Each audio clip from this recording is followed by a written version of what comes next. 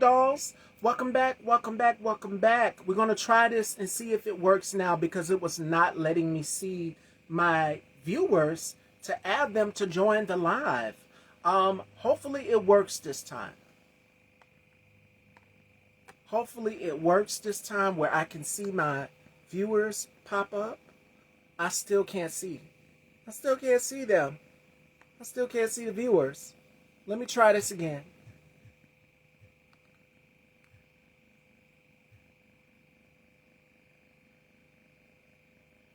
Let me try this way. Works. Hopefully it works this time. Here we are. Hello. Hello, hello. I'm just going to use my phone. I was trying to use my laptop, so I'm not sure if that caused any issues. So we're Well, going to we use can my see phone. you and hear you now. Welcome to the dollhouse. Thank you. Thank you for having me. I'm excited to be here. This is my first Yes, interview solo, so we will see how this goes. yes. How has 2025 been for you so far? Well, 2025 has been a bit interesting. It started out with I just didn't know where I would be, like where I was headed, where I was going. And a buddy of mine actually sent me a link to the Atlanta Fringe Festival and reminded me of it. And I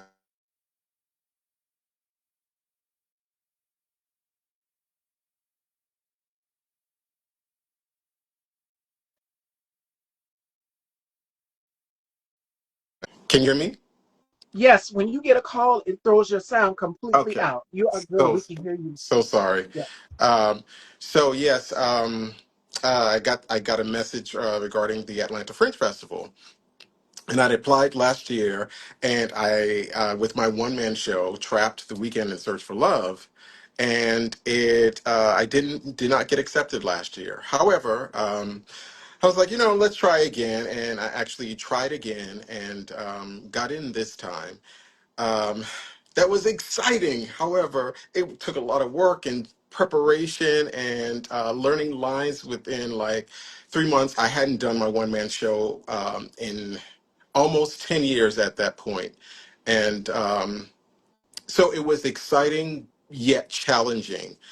Yeah. So it started out a little interesting, but it's ending interesting as well. But the middle part was really exciting, and it actually elevated my, I guess, my confidence, my desire to stick in this art form for a little while longer.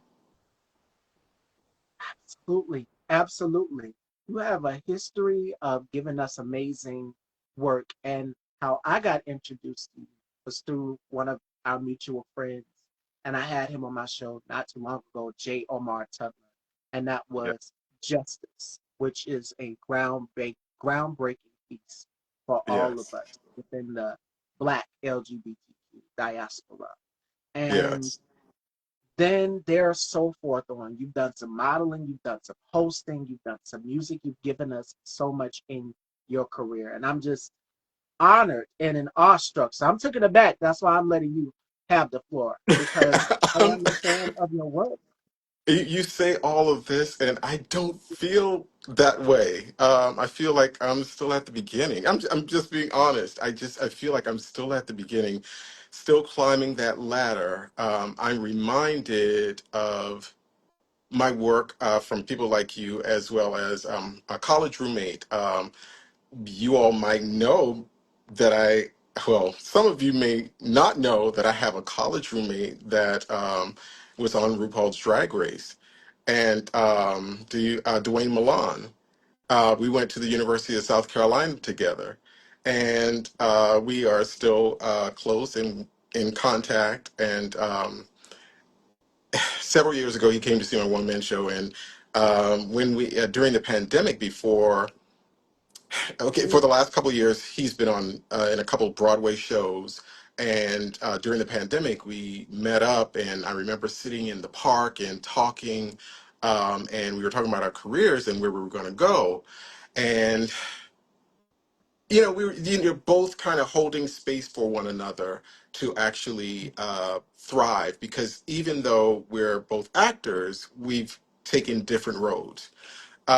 With that says, he always reminds me that, hey, you have a one-man show.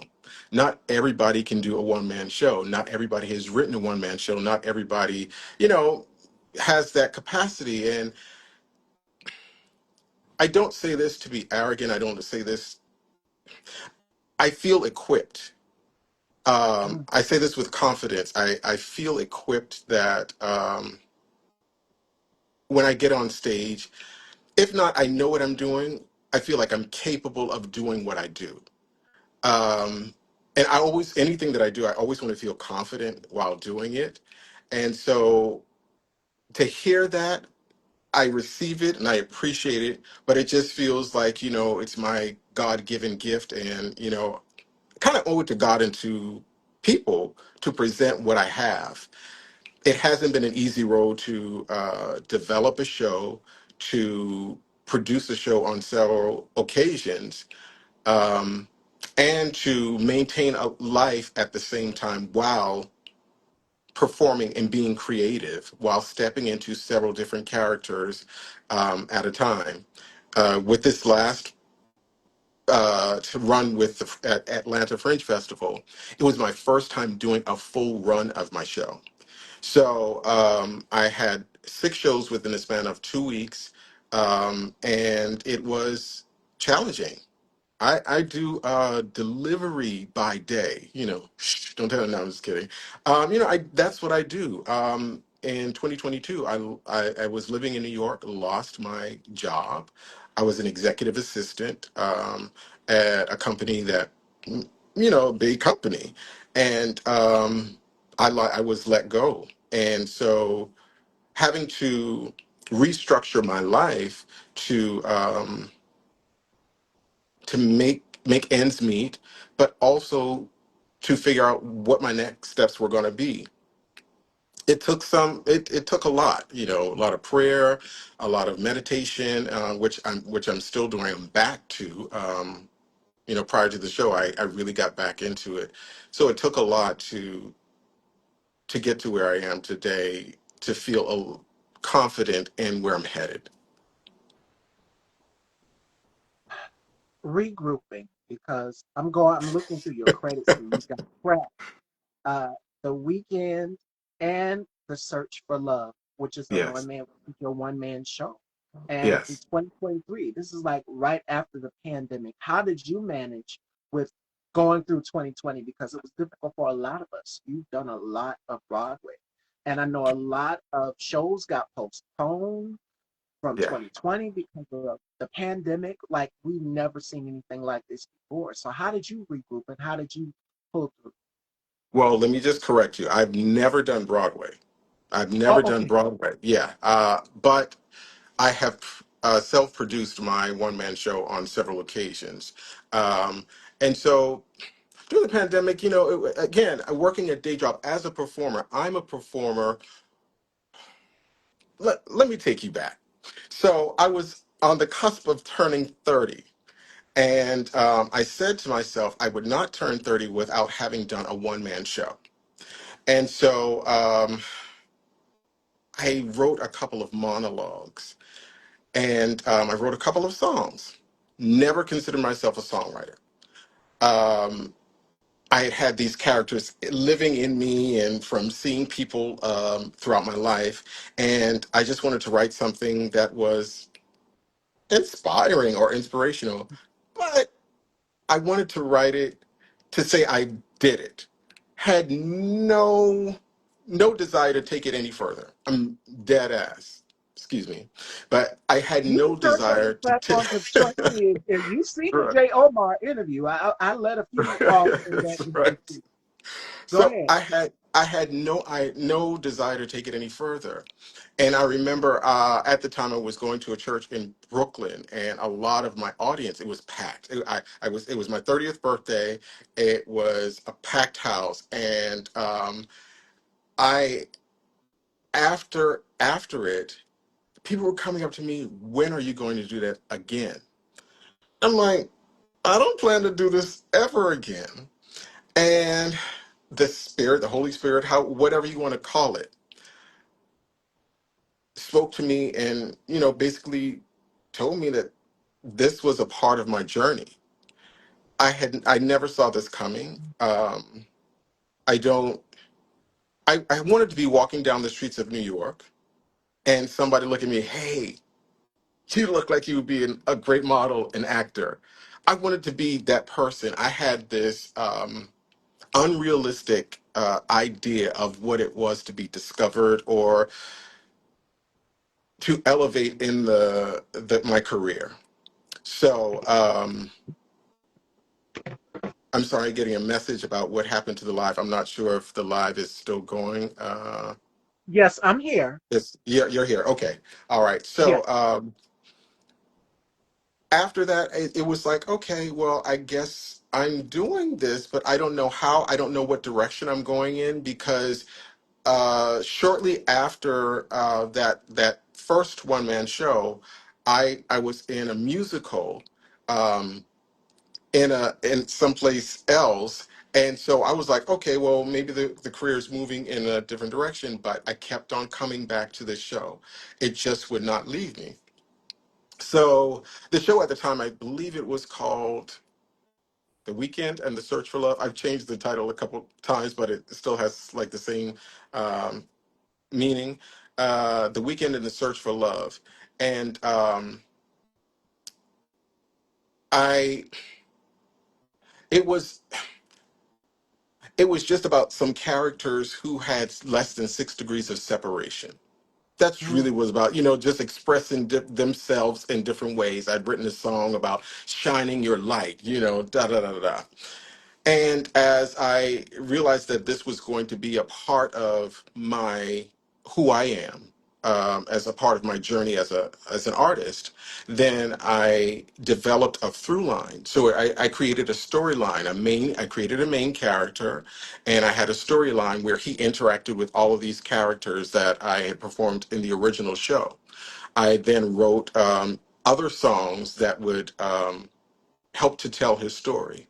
So yeah, that's like how I got to do what I do. And as far as 2020, bringing it back to your original question, there wasn't a whole lot going on at that time. Yeah. That we were locked up. I was And making French toast and was the heaviest I'd ever been in my entire adult life.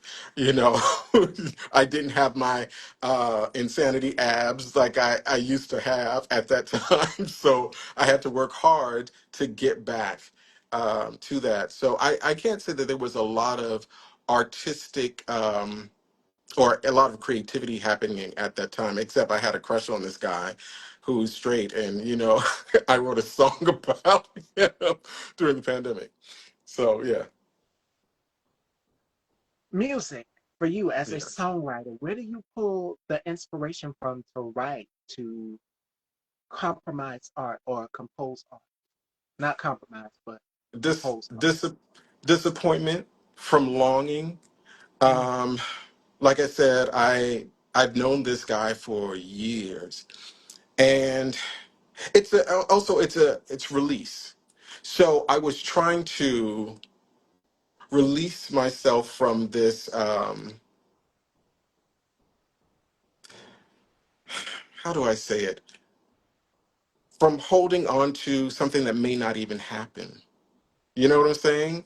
I didn't, and I was like, I have to release myself. And I was cooking. This was during the pandemic. I remember this. I was literally opening the oven. I don't remember what I was cooking, but I was opening the oven and I started singing, if only I could tell you how you make me feel. If only I could know that what I feel is real. So I will, my emotions drive the lyrics and the tune in most cases. In other cases, I remember having to write a new song for the one man show because one of the songs and I did just Mm. wasn't working out business wise. And so I sat in my apartment in Atlanta and I closed all of the blinds. And I closed my eyes and I just started going. And it just, the words just started coming to me. So I have had moments, another example is I had an audition, a voiceover audition um, years ago. It's like 10, 15 years ago. And I felt like I didn't do well. And I remember stepping onto the train as I was after I left the audition, and I can't remember the lyrics at this moment because, I didn't think I would be talking about this. So I just started talking about my disappointment, and the tune as well as the lyrics came like that. Um, that's not to say that the whole song comes at one time. No. But the essence of the song usually comes to me based off of an experience that I had that I really want Mm. to release myself, to heal myself from the disappointment, from the sadness, whatever it is. That's usually how it happens. And speaking of inspiration and pulling from, who's the most influential person in your life? That's that's a really hard question because I pull inspiration from a lot of people. I mean, there are parts of me that are definitely my parents. You know, my parents were givers. Um, they took care of family members. My parents were solid people. They were educators. They held down, solid jobs. They took care of six kids along with two of my aunts in one household. So I have to start there because I know that I'm a giving type of person, sometimes to a detriment. Just being honest, because I think that some things, while I'm appreciative of what my parents did, I think that sometimes there were things that fell to the wayside because of their giving. Um, Debbie Allen. Oh, Um, I think Debbie Allen is she does it all. I've directed. I'm an actor. I sing a little bit. I dance a little bit. I'm a creative person, and so she's always been an inspiration. oh, Um, Wayne Brady. I think he's so talented, in some cases underrated. Um, who else can I'm Martin Luther King, a man of peace. Um, I remember when I was younger, he would be the first person I would say. But as you mature, you understand, you learn that people who are near and dear to you influence you a lot more than people you've never met. You know, and I've had to learn that. Um, with that said, his message of peace, I can't say that I have not wanted to go out in them streets and do some things. But I'm reminded that, it's important to just be peaceful. It's important we are all human beings on this earth trying to fulfill a purpose, a message, or to deliver a message to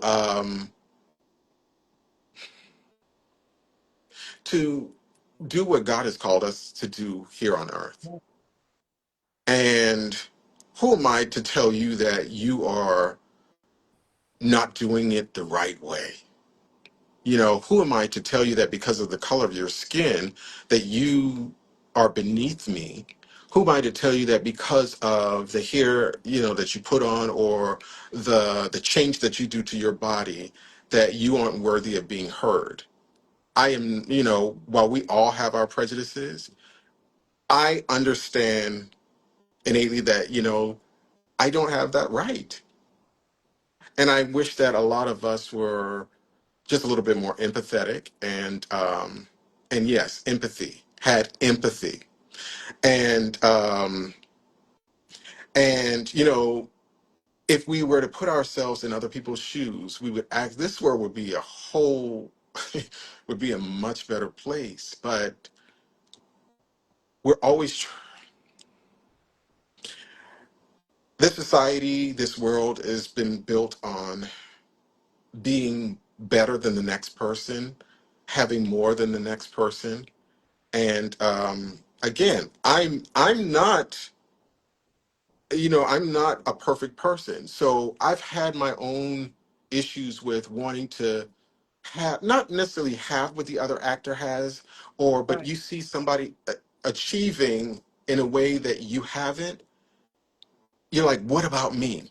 You know, oh yeah, I wrote about I wrote a song called "What About Me" for my show. But anyway, yes, but you get the point.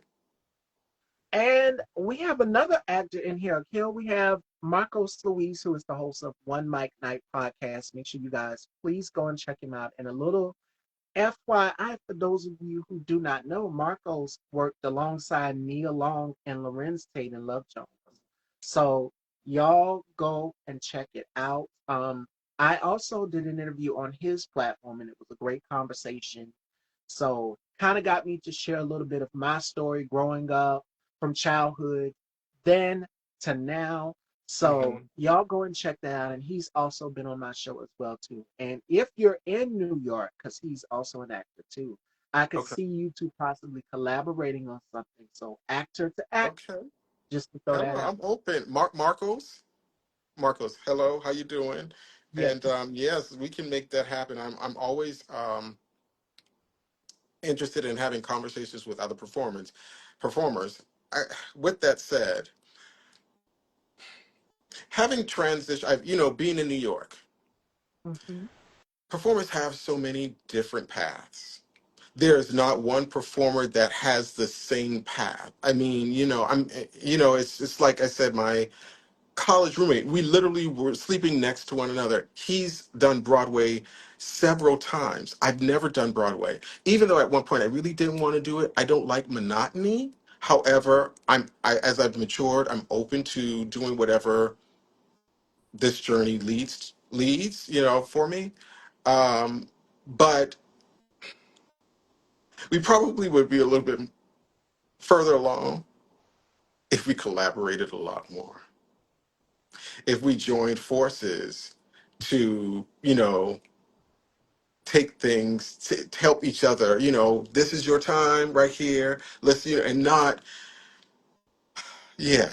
I think we would be a lot further along if we realize the talents that are over here, and then bring them together.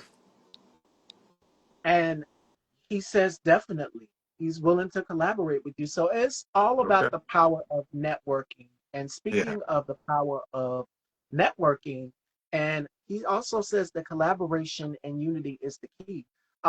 As we're talking about collaborations and networking, you are part of the ensemble cast for Justice by Yes. J. Omar Tutler. And Yes. at the time you had your dreadlocks, I was like, who is that? Because y'all did an interview with, I think it was 3LW TV. Shout outs to Larry. My goodness. And I seen y'all do the interview, and you had your dreadlocks at the time. And I'm like, okay, who is that? I got to have him on my show. After I got J. Omar, I said, I have to have the author, but I need to know who is he. And that's Right. how I came to know you through that. And Yeah. also shout out to Paris as well to Seduction. But it was a Hey, great Omar. all ensemble cast. And this J. Omar, what I can say about J. Omar, I was just pouring into him, giving him his flowers when we had our conversation and everything on Yes. the show. Yeah. I said, what you did and what Elin Harris did was you opened the door for us to Mhm. have an outlet, to have a space where we can be included, Black, Mhm. queer, unapologetic, and not have to be hidden in the darkness, but to be at the forefront. Whereas now it is open, it is accepted, and people are becoming more aware. We're now in a different age and time. So I just poured into Jay and gave him his flowers. I said, what you did was you and Elin Harris were ahead of your time because Yeah. growing up, reading your books, you're discovering yourself as far as your sexuality, what you're into, your gender identity, whatever you identify as. So I had poured into Jay, but you were a part of that groundbreaking series, Just Us, and Yes. Math as well, which I think opened the door so that we could have a Noah's Ark, so that we could have all of these other shows. And at the time, the DL Chronicles was out, just coming on. Noah's Ark would have been out also around the same time, emerging. But we see other shows that are also taking on to that stance of giving more inclusivity and diversity. And I think Pose kicked doors open as well through Ryan Murphy. Hmm. And then me being a trans black woman, because Akil asked me, he said, okay, what are your pronouns? And a lot of people ask, what are your pronouns? Even I had the conversation with Marcos. He asked as well too, she, her. And I say this all the time. It's beautiful when you have people that ask, because we are now in a day and age where people are becoming aware to what pronouns are, gender identity, and it is so many parts of our community. We're not a monolith. So that's what makes us unique. But what J. Omar did was kick that can of worms open so that everybody can have an open and fair conversation about sexuality, about being open and honest, about being vulnerable. And that's what Justice and Masai did. And it's an honor to be sitting here with you now as a member. I'm like, oh my God, I need to know who is this guy? Because I'm like, Right. and at the time I was crushing on Akil. I'm like, okay, who is this with the dreadlocks right here? Right. I need to He, get he him on my show. he's a shy guy who people probably think is an extrovert, but I'm kind of shy. I really was like, what am I gonna have to say? I'm very comfortable around my friends, and I will talk and give, whatever I feel like within me to give. But yeah, I'm a little shy. Yes. But I to your point about, the community, the LGBTQ plus community, and being seen.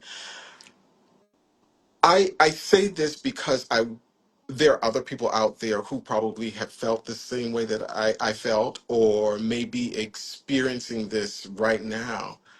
I never wanted to be out in that way. I never wanted to be an actor who I would never want to be a gay actor. I'm just Right. just being honest with you, because I feel like it could probably help somebody else. And I don't know that I still want to be a gay actor. I'm an actor. You know what I'm saying? Right. But the messages and the character roles that I choose the roles that I choose have to have messages to them. And they have to be real. I believe in stepping into roles that talk about real experiences, and people are gay, people are bi, people are trans, people are pan, all of these different things people are. So if I'm a performer, I have to be okay with that. I want to give people probably don't even know if this name, I don't even know if he would even see this. But when I was going to church in Brooklyn, a young man was a part of this, youth group that I was a part of. His name is Nico Tynes. And I remember we were talking about my acting career, and he was saying, I want to, be a leading man, and, this straight, going for straight roles. He was like, well, why can't you do gay roles? And this is coming from a straight man. I'm from Charleston, South Carolina. And hello, South Carolina person. Uh huh. I heard Bamber. Hold up Uh huh. now. Right. Because I have a brother there. My brother's in Charleston, and that's a few minutes away from me, a few hours away from me. Yeah. So you said Uh huh. Charleston, South Carolina, I'm and you from attended Charleston. the University of South Carolina. Hey, Yes. Kendall, baby, it's been a minute. Thank you so much. I'm Yeah. reading you guys' comments. And Marcos just added on to what you just said. He said, we want roles where we are learning and teaching. Right. And to add on to your point, Akil, I wanted to say this as well, too. When you're going in and you're portraying the character, and I say this to a lot of actors, you're having to put on that character's shoes. You're having Yeah. to wear that character's shoes. And you, as the actor, as the person, as the human being, you are a living, breathing vessel for Yeah. this person. You're bringing it to life. So these Yeah. are real life people's experiences. Like I've interviewed a lot of actors who've done crime shows. Fatal Attraction, and what's the other one? For My Man. All of these Right, shows that right. we see on TV1 that are based off of real actual crimes that have happened. And I'm like, okay, what was it like for you having to relive in that moment and that experience as that criminal, as that perpetrator? You're having to walk in this character's shoes. And then when you go home, it's like taking off the mask. It's Yeah, like how I'm glammed up today. Thank you, Kendall, for the comment. I'm looking beautiful. Thank you. When you take it all off, when you strip everything down, it's just you in that mirror. But when yeah, you're on set, you're that character. So it's yeah. like separate the character away from the person. And a lot of actors, I can give you a perfect example. May God rest his soul. And you know who I'm going to say? Heath Ledger, the Joker. Hmm. That is a prime example. You have to make sure that you're also in a place where your mental is protected because some of the roles can be very, very heavy. The material and the subject matter can be very, very heavy. You can be someone who is committing crimes against women, who is out here causing harm, and it's based off a true story. And I can remember Jamie Foxx played a character that he played some criminal. I cannot remember his name, but it was like he was in jail. I'm like, wait a minute, this is different than the Jamie that we've seen in the Jamie Foxx show and Ray, but this is based off of a true story. So I can only imagine him having to go through the process, watch footage of this person to really embody this person. Hmm. And it's another actor that did that as well too, Antonio Sabto Jr. He played a criminal, and this person was going around causing harm to women and really having to embody these characters. It takes Hmm. a lot out of you. So you have to make sure that you are mentally there to take on these roles because they're so heavy. But at the end of the day, when you go home to your family, you make sure that you're yourself and not the character because sometimes you can bring the character home with you. And that has happened. Kiki Palmer said this happened to her. She played a pimp. Y'all, yes, I'm not exaggerating. She played a pimp, a female pimp, and she said around her sister and her mom, they're like, "Girl, why are you talking like this?" She's still in character mode, so it happens. Yeah, So when you say, "Okay, I'm in character right here, and I'm resonating with the people," it happens, and you have to learn to separate. yeah, and you know what? When it comes down to stepping into characters, you like you said, I'm Akil. Right now, this is Akil. Yeah, When I step into a role like a Masai, I have to pull from what different places, and Masai was challenging because mm, I can get angry. I guess I'm a Gemini because I'm a Gemini. I have two sides, but I'm mostly pretty calm. I think I'm pretty calm and I'm happy-go-lucky. Um, and so you step into these different you step into these different roles, but it takes like you said, it takes a lot to do that transition sometimes, and it will require pulling from different parts of you that are not as easy to pull or as, I guess, pleasant to pull.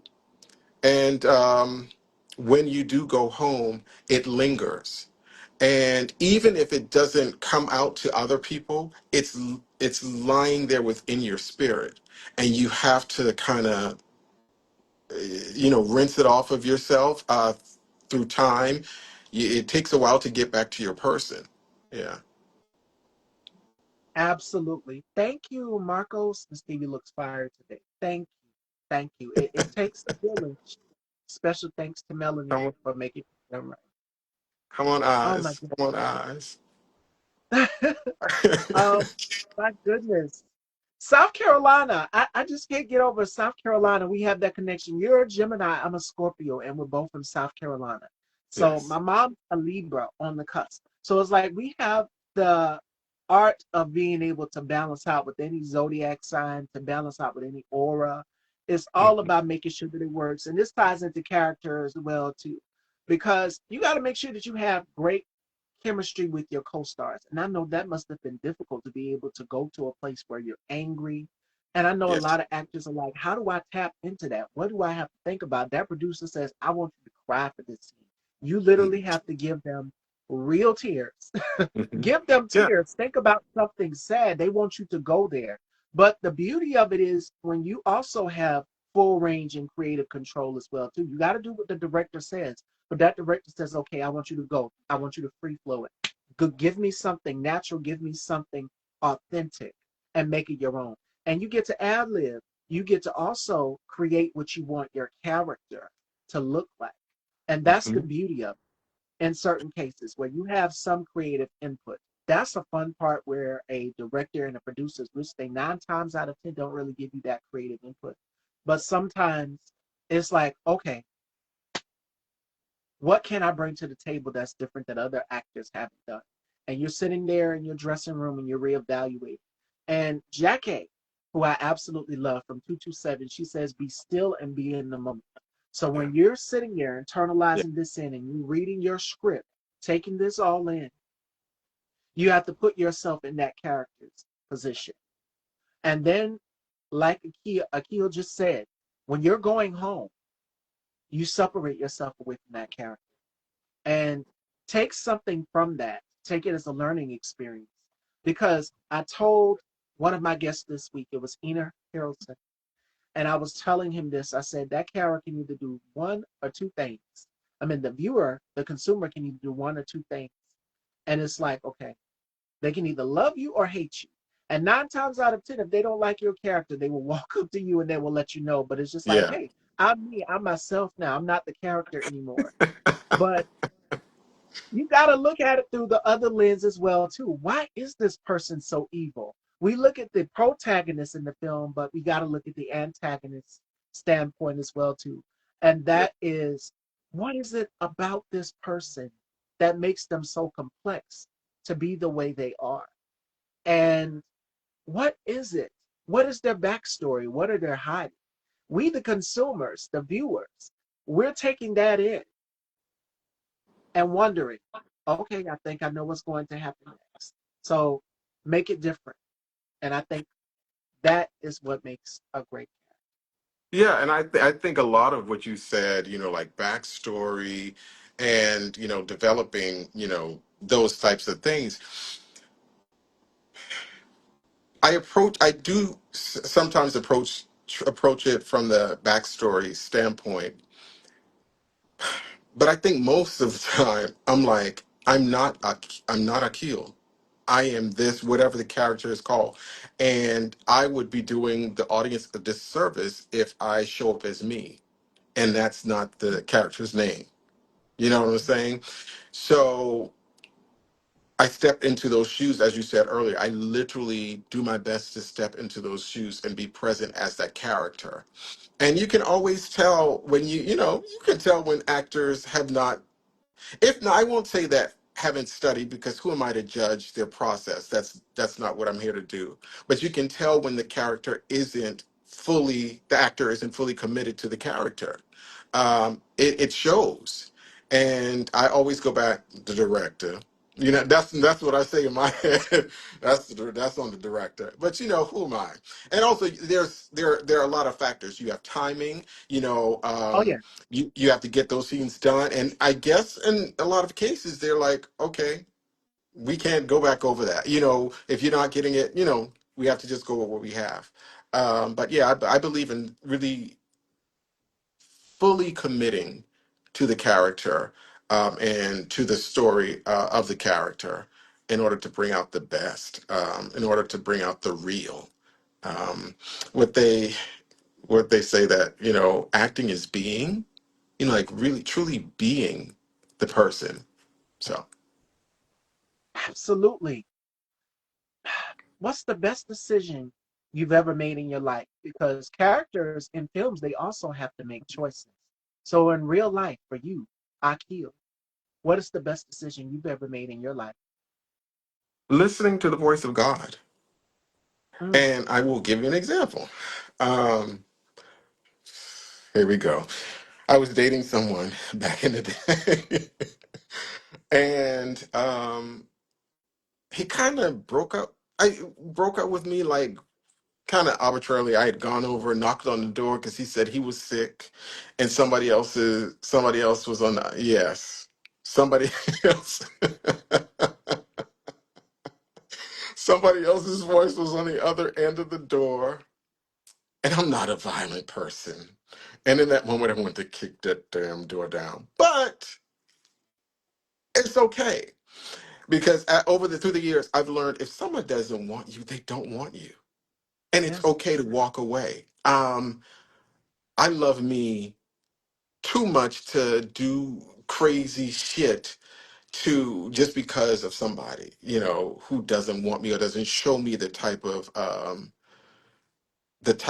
love in return, or the type of appreciation and concern in return. So anyway, I believe it was several months after that incident, because it was dissolved after a while. I remember I was living with my best friend, and I was at the kitchen sink. Everything, things happen for me in the kitchen and the bathroom. So either I'm cooking or I'm, in the bathroom, and yeah, most relaxed, I guess, whatever. So I'm at the kitchen sink, and I hear this inaudible voice call the boy. I lie to you not. Call him. And I'm like, and I literally reply, I am not calling him. I'm the only one in there. And I said, I am not calling him. And in that moment, I knew it was the voice of God. I knew without a shadow of a doubt that it was the voice of God. Yeah. And I picked up the phone. I don't think he answered, but I left a message checking on him. I don't know that I ever got a call back or whatever. Doesn't matter. In that moment, I knew that I did what I was supposed to do. And so when you ask that question, it's hard for me to think of anything like artistic or anything dramatic that happened in my life. To me, that's most important to me, listening to the voice of God and following as God instructs. Several years after that, I ran into him on, I think it was 8th Street, 8th Avenue in New York. I don't know if you're familiar with New York. This was like in the Chelsea area of New York. And he was, like, hey, it's good to see you, whatever. And he said, I just want to apologize to you for how I treated you. Mm. Now, this thing was, when I tell you this thing was nothing about like that long, it wasn't that long at all. This was years later. Years later, this man, we're in passing, he apologized to me. Why God instructed me to do that to this day, I don't know, but it's really not for me to know. And so, yeah, it's things like that, moments like that, that stand out to me as like the most, I forget the question, but most important things that happen in my life. The best decision. It was the best Best decision decision and in your life. best decision. And so, best decision is to doing what, listening to the voice of God and doing what God instructed me to do. Absolutely. It, So it's I can so I just funny want to because add I just want to add something to that. So when I feel like I hear the voice of God now in my life, I do what I'm told. It's not just about that one time. It's also about the other times after that, because that one time prepared me for the other times that were to come and are to come, so that I understand the voice of God. I know it in my spirit, and I follow as I'm instructed. So, and to piggyback off of what you just said, God sends us messages in mysterious ways. Like I lost my mhm, sister in 2018. June 29th is her birthday. And I know when June 29th rolls around, it is difficult. It's like, do we celebrate her? Do we not celebrate her memory and her legacy? And it's just like, no, you remember her. You remember the happy things that she's done. mhm, You do celebrate her. Don't feel sad because she wouldn't want that. And mhm, she's not a sad person.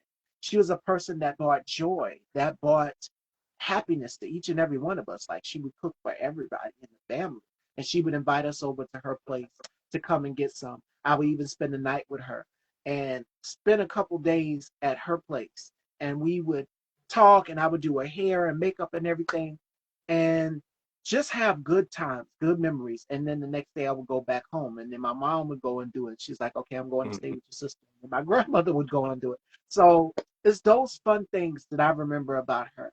And it's even bits and pieces of her in my room right here where I'm sitting. I can remember the 29th of June this year.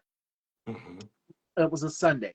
And I think Paris Fashion Week was kicking off, New York Fashion Week. One of the two was kicking off that same exact day.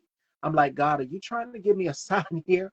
Because I'm like, okay, what is it?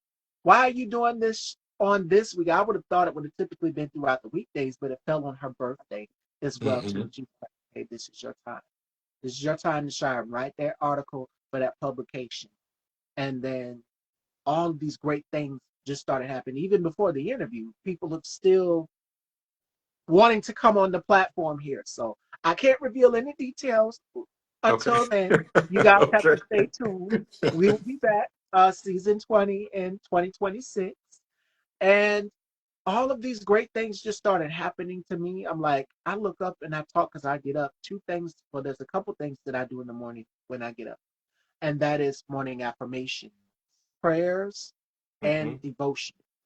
And one of the affirmations that I say to myself every morning is I'm surrounded by people who uplift me. Like my brother K Tooks in the audience. I see you, K Tooks, like Marcos, uh, Queen Spicy, hey girl, and Pure Lux Salon. So many of them I could drop their names. They show me so much love and support. And that is a mantra that I say to myself every morning. My energy is impeccable when I walk into a room. One of my Mm. guests told me that my chi is very, my aura, my chi is very, I can't describe how he said Yeah. it. Yeah. Yeah. Yeah. He Yeah. said Yeah. very mysterious. It's like, oh, like what, your energy, what is it? Uh, I couldn't tell you. I don't know what it is. I guess because I put out what I give in the universe, and Mhm. it comes Right. right back to me Right back times to you. two. Yeah. Just Yeah. like you have a giving and caring heart, I do as well too. I'm so did my sister. So God puts things in our life for a reason and Yeah. sends it to us as a message. And it's done mysteriously, and you would never expect it. It's sort of like a moment where you're like, am I having deja vu? Am I having to pinch myself? Like, is this really real? Is this really happening to me? And there have Yeah. been so many pivotal things that have happened to me in my life. And it's just like I have to go back and have a conversation with God. Like, God, what are you trying to tell me? What is it? Because trust and believe our guardian angels are Yeah. watching over us. I can't hardly talk today, y'all. Please help me, Lord. I think Bubs the God is in here tapping into my life. So with Bubs is my colleague. Shout outs to him. And I Okay. think that he is rubbing off on me where I can't hardly talk. But yes, I say that God sends us messages in very mysterious ways. And I know for me, for my sister, that Fashion Week was going on the same day as her birthday. And then Mm. having a great article that people were reading, having more viewership here on this platform, all of these great things coming, Yeah. all falling in line. It's like the stars are aligned. So God Yes. sends you a message out there in a certain type of way. You receive it. You receive what the universe has for you. Just like I was pouring into Akil here and giving him his flowers, I said, I'm so honored to be sitting with you. And I'm such a fan of your work from Justice, again, which is very pivotal. And it was ahead of its time in the Hmm. climate that we're in now, where we're having a conversation about sexuality and gender identity and vulnerability, all of these things that go hand in hand together. It was ahead of its time. So Yeah. it's just like a full circle moment, if that describes it best. It's like God allows things to happen for a reason. And it's like a full circle moment. You would never expect it to happen. So this for me to be sitting here with you is a full circle moment. It's a lot of guests that I've had on my show where it's just like, ooh, okay. Yeah. That I know for sure y'all already gonna bring it up. The Vanessa Williams interview. Yes, that was a full 360, full circle moment because I Right. was watching her music videos one day and looking through hair magazines and seeing her pictures, and then she's in front of me in real time. So I was Right. nervous. I'm like, it couldn't show in that interview. So that's how I feel right now. So if I'm talking crazy all over the place, that's Well, how I feel. please I'm nervous. listen. Yes. I am happy to be amongst those legends, and please don't ever feel that way with me, because each of us. So I had an opportunity to meet Babyface a couple years ago, Oh, and I used to work in the music industry. And so I came back and I was talking to a guy that had worked with me on some of my music, and he was like the very first person that helped me put my music down, because I can play the piano, whatever, but that's not not play the piano, but I can kind of mess with the keys. But that's not my gifting. So I was telling him, I was like, yeah, I had the opportunity to meet Babyface, and it was just like either crazy and da da da da. Da. And he said, but yeah, something to the effect like, yeah, but Babyface also had the opportunity to meet you. And that, when I tell you that blew me away, that set my ass straight. That, and I say this to you, we, those people have definitely paved the way for us in ways that we could probably never imagine. But it does not take away from who we are and who we are becoming and what we have to offer the world. So I just want to throw that back at you with the guy, that gem that he gave me, back to you. Um, yeah, what your light is going to your light is shining, and just as well as theirs. And I get it. Don't I'm not taking away from your human experience, but yeah. just be mindful that you are bringing something to the table as well.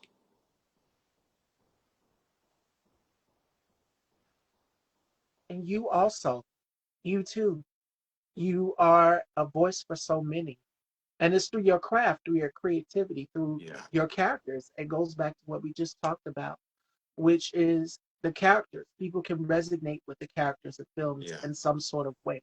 They're putting themselves in that position or know someone who's been through a similar situation. And it's just like, wow, me and my friend just got talking about this situation. Or I myself might be dealing with this.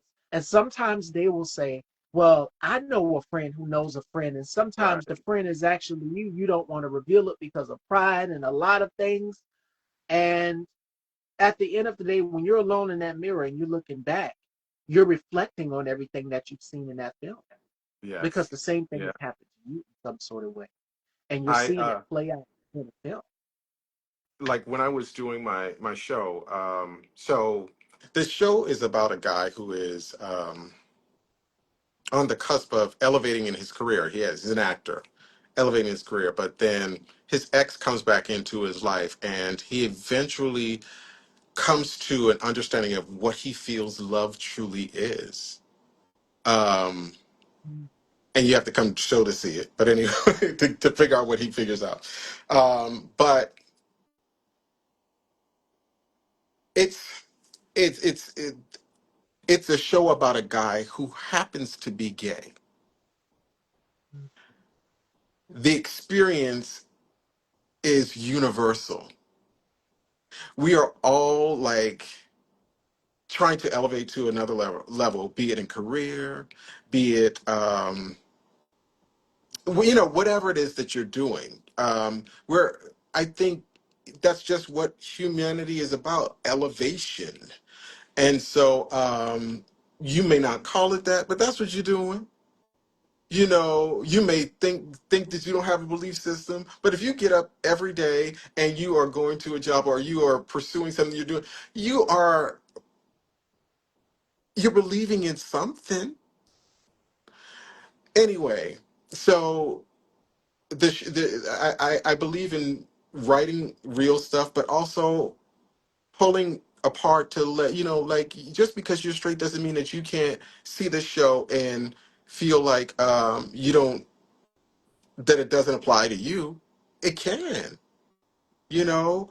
Um, just because you are not spiritual or religious doesn't mean that you can't come to the show and be affected by it, because we all see life through different lenses, but there's still a co- common thread for us all, because we're human beings. um I have, several different characters. You got the church folk, that you see. I don't know, are you familiar with Charleston and How We Talk? Geechee, Geechee, yes. You ain't know nothing about that. You don't know a thing about that. So, I got a character who talks just like us. And, it's relatable. It might be funny to some people, but, this is how that's how we talk down in Charleston. It sounds a little bit like Yes. Louisiana, but it ain't really Louisiana or no New Orleans. It ain't really that. But, we talk just like us. So, then you have the New Yorker that talks like this, the New York, da da da da. So I try my best to showcase my life in my work, but all pulling from different parts of my life, um, so that people can put themselves in those characters' shoes, and it's like, oh, okay. And even even the racist has, you can even feel, is, I hate to say it, but you can, if you're a human being, you can even feel sorry for a racist. If if you see that character and you're like, oh, this is what they came up in. This been passed down for so and so. Yeah, I really feel sorry for you. I really feel sorry for you. Doesn't make what you say or do correct, but yeah, you get it. And, and that ties into my next question that I wanted to ask you as well too. Where would you be if you hadn't followed your dream? Whew. So I like a lot of crime shows, like you were Me talking too. about. A lot of mysteries. What, Yes. like the real life crime shows. I really, and I'm a detail oriented person, so hence the other jobs that I've had, executive assistant, bookkeeping, and I like to peel away layers. So I think it would have to be something like forensics or something like that. Yes, I don't. Yeah, I yeah, or psychology. Yeah, forensic psychology, something like that. Yeah, I like to peel away layers, because I don't think that we are just what we present. There are several things that have helped to create who we are, and I think that a lot of the healing, or the healing that is to come for some people, hasn't come because the layers haven't been peeled back and they haven't done enough investigation. So I just, yeah, I think it would be along those lines. What's your deepest regret, and how can you make forgiving yourself? How can you forgive yourself and make amends? I don't know that and I'm not, again, I'm not trying to sound whatever. I don't know that I have a deepest regret, just to be honest with you. There are some things that I wish I had not done, or some situations I wish I had not been in. But as I've matured, all of it has helped to make me who I am today. And I'm kind of pleased with who I am today. I like my character, the person who I think I am. I'm just say that because some people might think otherwise. But the person who I think I am, I like that person because I feel like he ultimately wants to be his best, the best that he can be, and also share love wherever he can. Um, So as far as regrets, I'm not sure that I would ascribe to that term. I just think that there are some things that I've not been happy the choices that I've made, not always happy with them, but I don't know that I've regretted them because again, it has helped to make me who I am today. And I'm happy with that dude. Yeah. and perfectly human.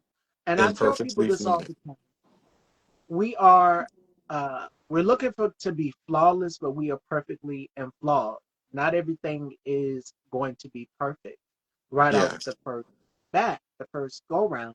You're gonna have some flaws there, but we're human. We embrace them. And I know sometimes I would beat myself up, and my mom would be like, "Will you stop doing that?" My brother comes to find out, my brother also does it as well too, because I have Yes. 4 brothers and 2 sisters. Like I said, one of my sisters, she Four brothers, passed. two. She's no longer Okay. here. Yes. Yeah. So a Okay. pretty big family. And when my mother and me were talking Monday, she said, "Your brother does the same thing. He beats himself up." So it's Yeah. like regrets and holding on. It's like holding on to past luggage. So let it Yeah. go, release it, because you can't take what you've done with you in the past forward. You can only hold yourself accountable, you know, looking in the mirror and sitting down and having those conversations with yourself. And it's okay to say, okay, I feel guilty about doing this. I feel this emotion. I feel this emotion, because we are all human and we have Hmm. emotion. And it's important that we continue to keep speaking up about it. So, And I also yeah. think that that lends itself to ego. I always go back, I check myself. That's your ego talking. You know, you think you think you can't do wrong. You think you can't make a mistake. And I check myself. And and I also have learned to give myself grace. So it's not Mm, just about checking myself. It's also about giving myself grace and how I'm moving in life. Yeah. absolutely. If you could change one thing, I think you basically answered the question earlier. If you could change one thing about the world, what would it be? Make it a lot more loving. I Yeah. probably put a mirror in front of people's faces.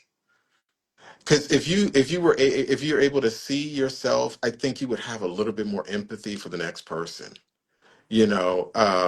Because I think in this day and age, I I tell my friends all the time. We talk about different things and what's going on, and we can't put ourselves in the shoes of these racist people. These people who are because we have no concept in our minds. We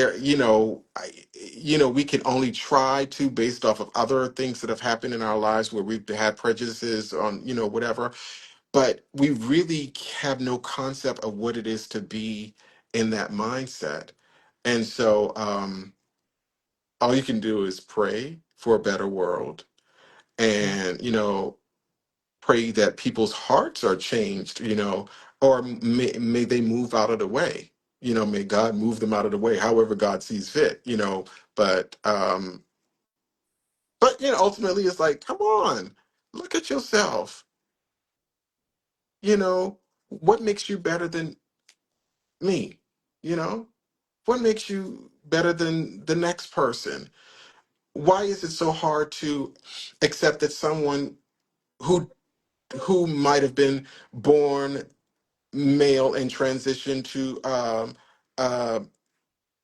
in transition to women um, prefer to be called she, her, they, them? Why is it so hard for you to accept that that's what they prefer? Their pronouns have nothing to do with you. And I think that if we were to just let people be, long if they're not gonna, if they're killing people, if they're hating them, that's something else. But if Right. if they're if they believe that this is their path, let them go down that path and respect their path and their if not their choices, respect their choices and their beliefs, you know? Absolutely. And it Hmm. goes a long way. Love, acceptance, and having these hard hitting conversations go a long way. And I feel that That is what we need right now. Sit Yeah. down and talk to your neighbor more than ever. And I'm going to go back to what you just said earlier, which is loving yourself.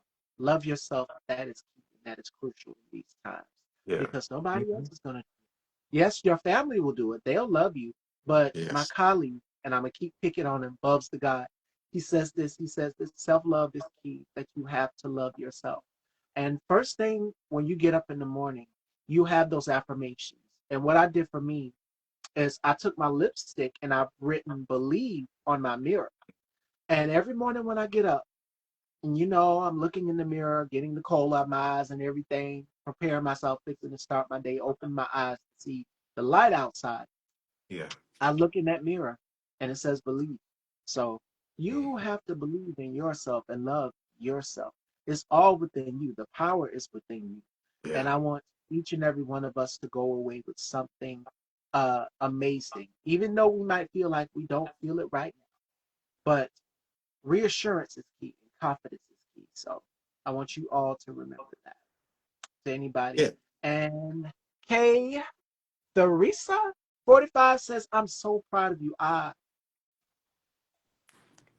Hey, Kim. Yeah, I just like you were saying, it's like believing in yourself. Yeah, We have so much weight put upon us, and about what we should, who we should and should be, and you have to really find your path. I can't be like the next actor, because I'm Akil. I can't be like the. I wish I had a voice like Leslie Odom Jr. Lord knows I do, but I'm not Leslie Odom Jr. Um, but and he's excellent at what he does, and he's only one. You know, um, but I'm learning to love the trajectory of my life and my career. It's not easy, especially I when I was younger. I felt like God had shown me that I was going to be big, yeah, famous, all of this stuff.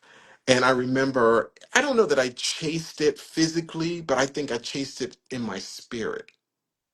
And I think that might have been just as detrimental as chasing it from the outside. And so having that longing, and I'm gonna say a lot right now. Just give me a second. So I remember when I was a child, I achieved. I was top of my class, elementary school, middle school. When I got to high school, didn't do so well because I was an academically inclined high school, and I failed a couple courses, and I was forced out of the school. I dealt with that. I just accepted it. I cried like 2 seconds and I moved on. Then got to college, cum laude. In the midst of that, my father died, still cum laude. Left South Carolina, went to New York, uh, did Alvin Ailey summer dance program a little bit. I didn't, excel so much because I dance pretty well, but I've never mastered dance. All of these different things that I achieved, and then it seemed like everything started going down. And I've had to, in my adult life, accept, if not accept failure, but accept that my life wasn't promised to be on that level consistently. And even if I were to get back to a level of achievement the way I saw it as a child, it does not mean that I was less than in this other part. I'm still figuring this out as an adult. But this other part was important for me to become a better human being so that when those other things come, I have an awareness of people. And I think that that's what's lacking, an awareness of humanity. I think that's what's lacking with those people who are at the top. They don't have that awareness of humanity. It's always about looking down on somebody and and filling their pockets. And it's not about that. It really, there are people out here, and I am not the first person to say I'm just going to give money to a homeless person, because I don't know if there's some other issue going on there. Right. But there are people in need. There are people, who have challenges. If I even shared with you what I've gone through over the last 2 years after being let go from my job, if you only knew, you know, um, but I'm here. I'm here, and I'm glad we're having this. I'm having this time with you, because this will resonate with somebody, um, so that they know it's okay. You might be in this spot right now, but keep pressing forward. You might not have the show up right now. You might not have the money in your bank account right now that you desire, or even need in some cases, but keep pushing forward. Take a deep breath in the morning time. Take a deep breath in the middle of the day. Take a deep breath at night. Whatever it takes for you to energize yourself to keep moving. I have to thank my family. I have to thank my friends, um, Kim, Robert, Kelly, for being like my support system throughout Mm. this time. Um, I felt alone a lot. I felt alone on this journey a lot of the time. I felt extremely alone a lot of the time. And people have shown up for me in ways that I could not have ever imagined. My sister came down for me to help me with my show, and she was just phenomenal. Like, I mean, I'm telling you, we have our moments at times. We had one moment, and it was done within, like, and she was phenomenal in supporting me. Um, Family members who have said some things in the past that were not nice showed up for me. So I know I'm saying a lot, but I just want people to just know that things can get better, and they will get better. They get better if we stick in there, if we hang in there. You have to keep hanging in there in order to see the better. So And I didn't stop you because I wanted you to keep going. Like yeah. like I said, when my guests come on, uh, I let them. We both are steering this ship together. Yes, I'm in the passengers. Not the passenger, but I'm in the driver. I'm the pilot. Hmm. But we rotate and we share that seat together. So when Yes. you're telling your story, I just let my guests go. And that's one thing that I do when my guests come into my house here in the dollhouse. It's a welcoming space. It's a sacred space for everybody to come in and share their stories. So it's important that you have that support circle, that village, Hmm. that troop of people behind you, backing you and keeping you going. And I'm thankful for the team that I have behind me. Like I met my cousin, and I can remember that was like way before the pandemic hit, and it was a family gathering, and she came in. She came from New York, and I just recently had her not too long ago on the show. My cousin Sherry, and I knew my other cousins, but I didn't know about her. I knew we had an aunt as well too. And then when she came in, we decided to link up, exchange numbers, and link up. And we used to go shopping. So she is my shopping buddy. Me and her would always go shopping. We would always talk about hair and makeup and all of these different things. Like that is my girl. Like we are good. We are good. And I'm so happy that I met her. So it's just through the power of family, through linking up with other family members. You never know, that person could be right there in your family, up under your nose. You never know. Yeah. So be that vessel. We have to be the vessel for each other. And as I stated this week with, and one of my interviews, I think it was with Ener, I was saying that we now have to be those branches on that tree. We have to look out for each other. We have to Mm. be each other's neighbor, look out for each other. You know, Yeah. Yeah. regardless of all of the craziness that is going on, we are all human at the end of the day. And we have to make sure that we're reaching out and checking in on people. And my brother K Yes. Tooks, I'll give you an example. K Tooks will call if I'm not live or doing an interview. that day, sister, how you doing? We'll text, reach out, pick up that phone, call or text somebody. That's what I would say to anybody out here who's feeling like, oh my God, I feel so lost. I feel so empty. What do I do? I feel so alone. I feel despair. I feel all of these different emotions. Pick up the phone and call someone because there are people who care Yes. genuinely. And I, like I said, my cousin Sherry, who I just recently had on my platform, has been a rock. And she's also one of the owners here at Style by Stevie. So I made her one of the owners here for my platform.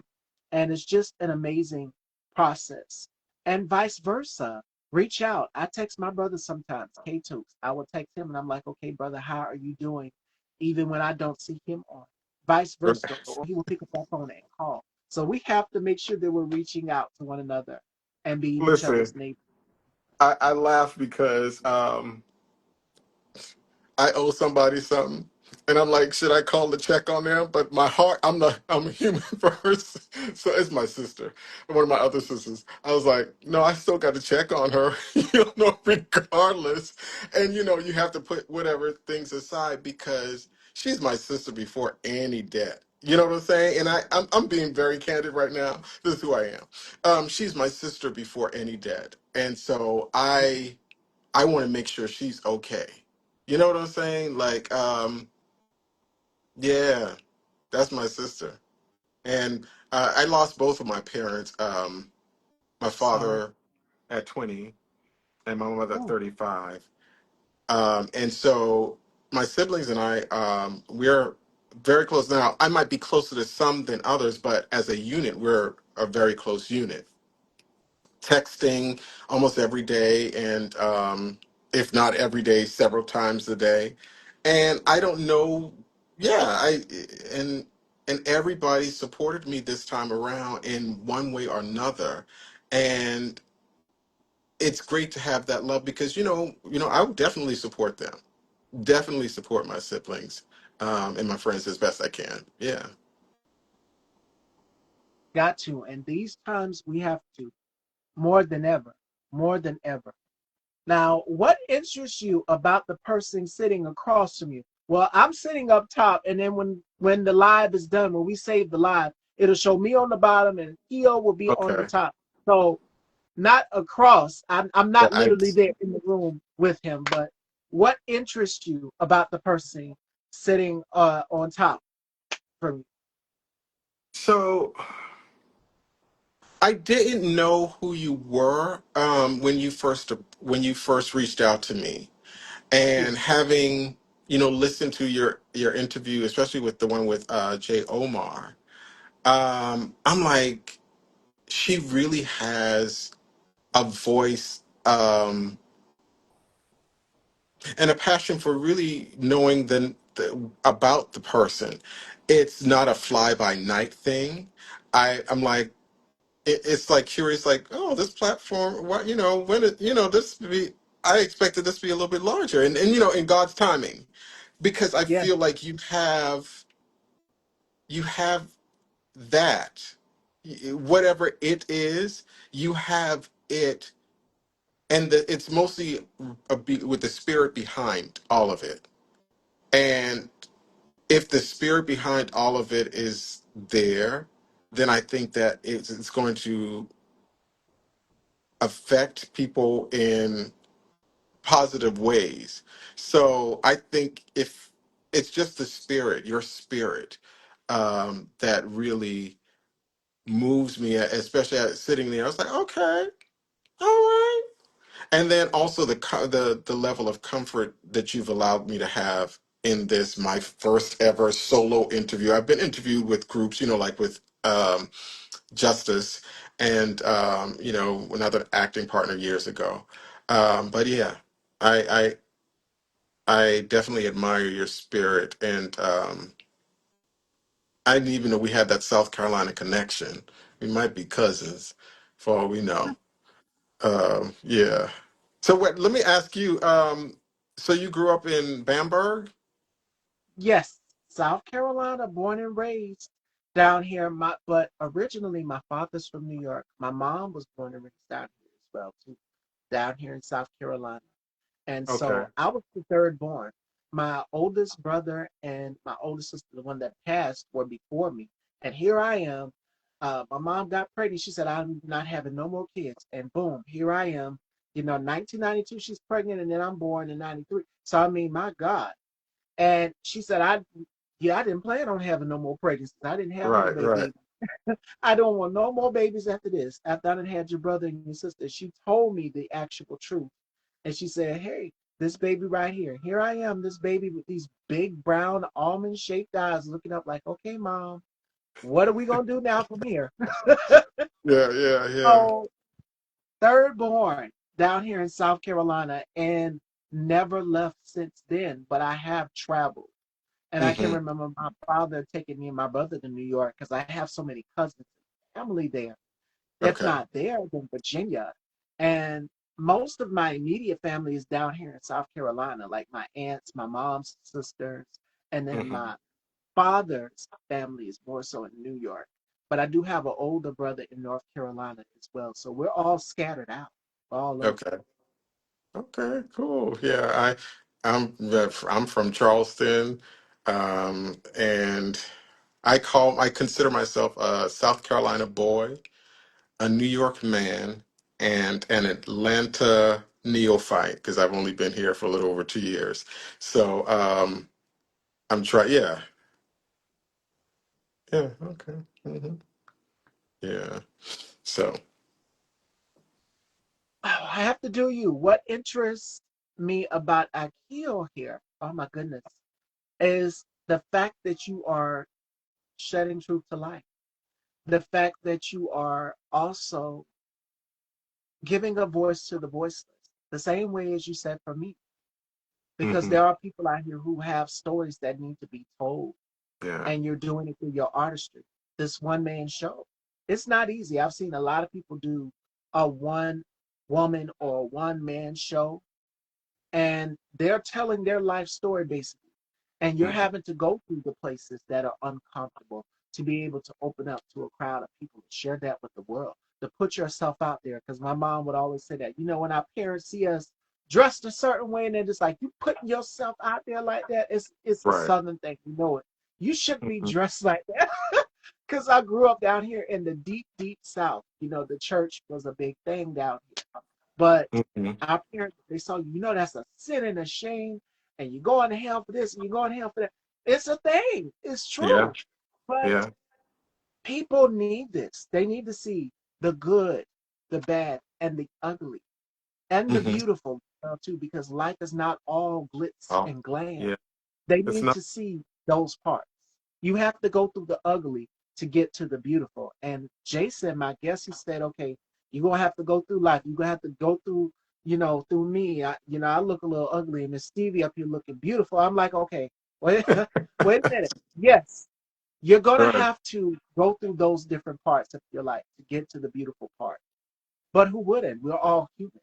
Yeah. So one Yeah. thing I can say for you that interests me about you is that you're able to be vulnerable the same way I am and put it out here. And Yeah. that's what is so unique about you. Another thing is, yes, I told him I had a big crush on him when he had the dreadlocks and stuff, and I seen him in the Sean P. Insanity video, and I'm like, okay, who is that? I Right. didn't know Right. who that was. But also the Y'all, South Carolina connection. she's saying that I'm old now, and she doesn't pass her crush, but that's okay. No, No, no, I I'm just still messing do. with you. I I'm still just do. messing with you. I still do. I was Yeah. looking at the pictures.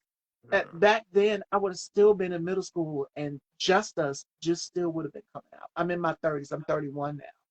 So on the verge of seeing Noah's Ark, and then Mhm. later RuPaul's Drag Race, and all of these LGBTQ based shows and platforms, and you were a part of that. So Yeah. And again, it's so what interests me? crazy.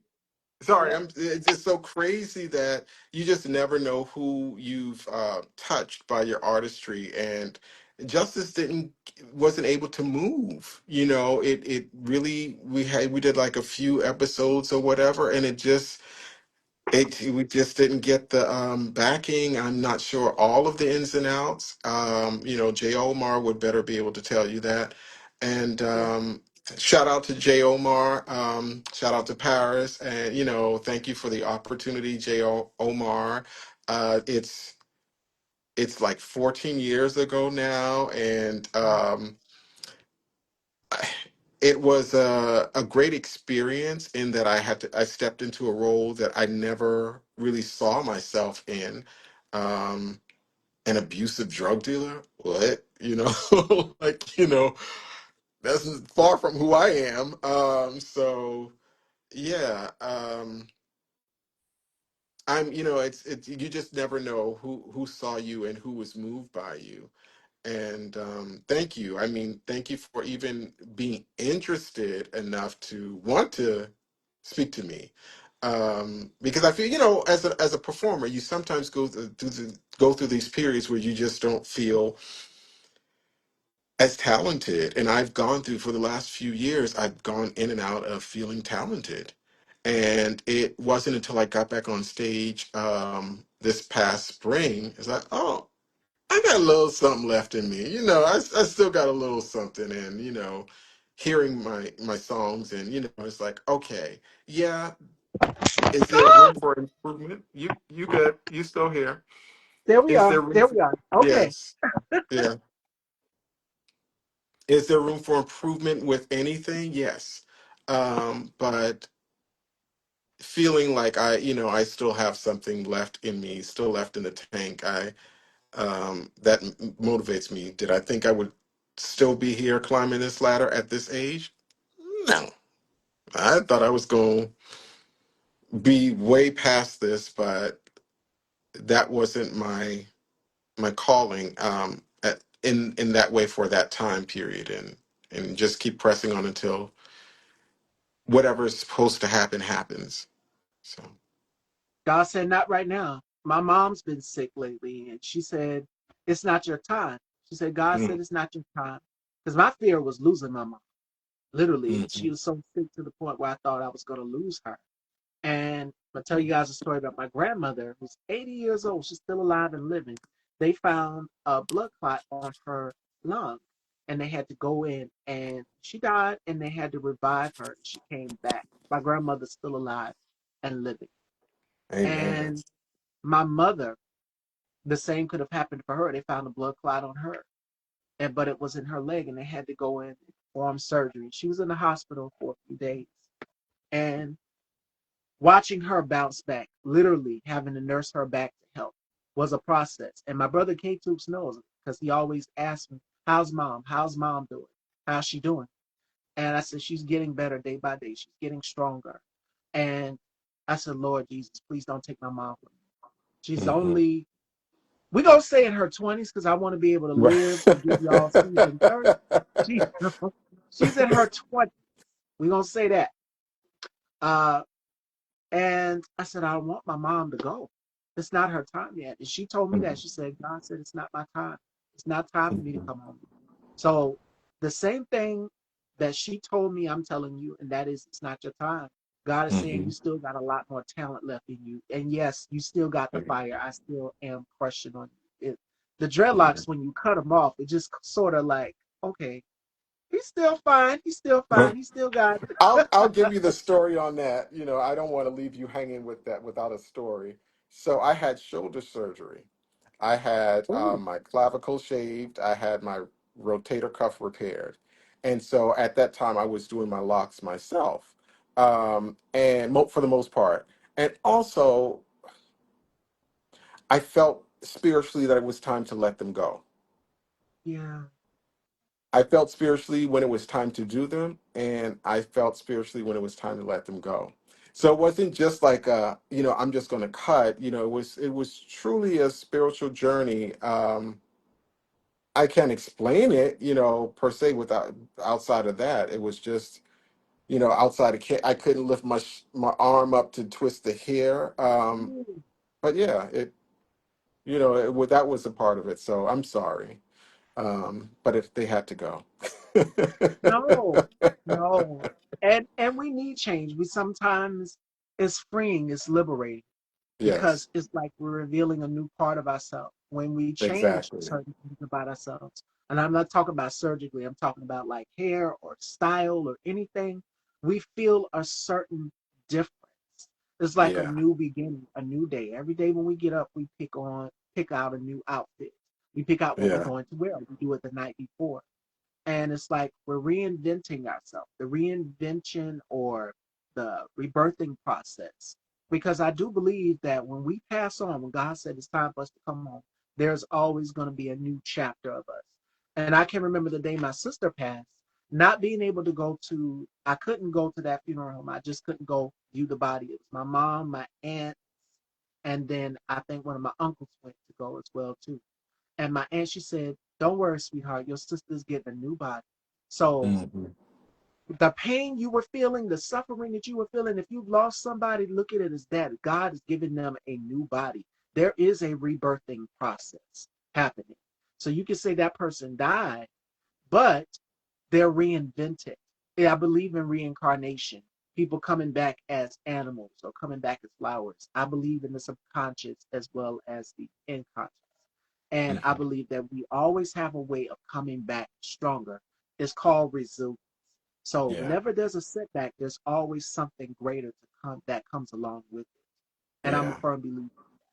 So it didn't die. It's just there, still there. And it's looking over you, it's watching you. All Oh of your yeah. ancestors that you've lost. To anybody out there that's feeling like, I don't feel like nobody cares. There are people who care genuinely. Just reach Yeah. out to them. My mother says, you know, God ain't through with me yet. Look at it as that.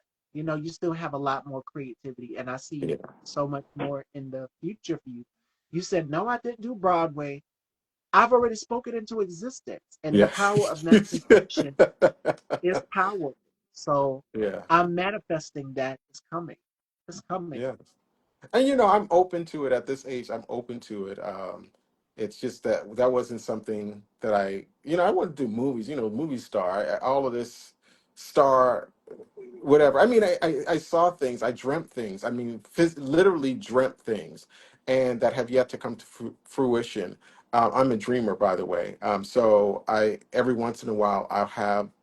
Oh, you are okay. So every once in Yes, a while I will dream of something, and it will yes. It doesn't, it's not consistent. So I don't know if I don't know how you deal with your gift, but it's not consistent for me. So, but anyway. I love what I do. I love what I do, and I'm so consistent with it because I love talking to people. I love finding their stories. I love discovering, and I love Hmm. sharing bits and pieces of myself because it can be nerve wracking doing interviews. You don't know what you're going Yeah. to get, what the host is going to ask you, and stepping outside into someone else's place. I'm so used to being the pilot of this ship here, but when you're in somebody else's house, like I said, when I was on Marco's platform, when I did the interview with Marcos, and I'll send you that one at the end. Okay. Um, I was nervous because I did not know how far he wanted to go. And he was like, "What do you want to talk?" I said, "I want to talk about it all. I want to talk about my childhood from then to now because I'm a mystery to some and Yeah. familiar to certain people. And in certain cases, people are like, "What is it about her? What is it Mhm. about her that makes her so unique that makes people tune in every day when they're at work or on break or whatever?" Because people do watch when they're picking the kids up from school or whatever. They tune in, they swipe in to see who I'm talking to, or either what I'm wearing, or what is it? What is it, the sauce? What is it that draws people Yes. to you? Again, that chi, that aura. I couldn't tell you. I've had one of my guests ask me that question, and I was like, I couldn't tell you. I don't know. I guess it's just vibes. People see Yeah. something different. I'm not like the average looking talk show hostess or platform hostess, and I Hmm. think it's the colorful hair and the all of that goes into it. So I mean, I try to stand out. I dare to be different, and not just in style, but also in personality. And I Hmm. believe that giving voices, marginalized voices especially, a platform where they can have a safety outlet, where they Yeah. can vent, where they can tell their stories. Because again, the art of storytelling is so powerful that it impacts so many people's lives from day to day to day. You never know what a person could be going through, and they turn on a song or they turn on a film and they're resonating with the character in some sort of way. Yeah. One of my favorite shows growing up was Living Single. And the Hmm. character that I could relate to the most was Max. Max looked like Yeah. me. She was a chocolate girl and she was power driven. She was going for hers. She did not let people just bully her and walk all over her. She was more so into just giving you the facts, and she was a sharp attorney. So the way I do things here on my platform, Living Single, Max was the inspiration for me. Hmm. So when I see her, I see myself because she's a woman who doesn't take any prisoners. She's a woman who is all about people being held accountable, even people in positions of power. So when we turn on a show, we resonate with a character. It could be The Simpsons, it could be a cartoon, it could be Right. anything. We can resonate with the character in some sort of way. So, I mean, it's even funny, it's quirky. You know, you're watching a comedy special or whatever it may be, and you resonate with a character on a show. Like I said, for Living Single, Max was mine, or either Khadijah. But yes, words have power. It is empowered. It's important that we use our platforms, especially more than ever, to continue to keep Yes. being the voices for those who are voiceless or feel as though my voice isn't going to mean anything. Yes, your voice does. So there's power in creativity. And it's a quote from Nina Simone that goes like this that says, the job of the artist is to reflect the times. So Mhm. I want to make sure that I am being beneficial and reflecting the times and being Yes. revolutionary and speaking up for those who are marginalized, who feel as though, hey, my voice doesn't matter. It does. You have it. The power is within you. It's all Hmm. within you. And you're not alone going through this. To anybody feeling like I'm empty, I don't know what to do. Hmm. Before we wrap, I'm going to pass the microphone on over to Akil here, and he's going to get a chance to host my show.